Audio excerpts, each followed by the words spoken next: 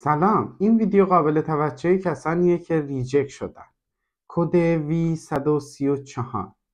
در واقع 80% کسانی که اقدام به اقامت توریستی میکنن از طریق ماده 32 که کد ریجکتیش V137 هست ریجکت میشه و طبق قانون 25 اولوستار راسیکورما کانونی یا همون قانونهای حمایت بین المللی حق اعتراض دارن.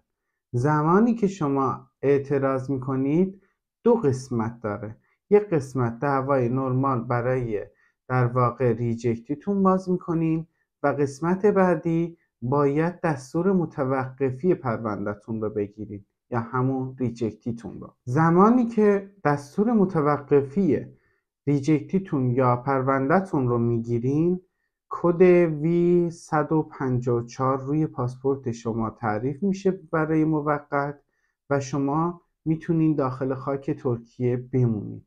دوستان دقت بکنید، فقط کد متوقف شده میاد نه برداشته شده. و اینکه زمانی که شما اعتراض میکنید اون برگه‌ای که در واقع داخل محکمه بهتون میدن به هیچ عنوان برگه تردد نیست. اون مدت زمان تخمینی در واقع دعوای شماست.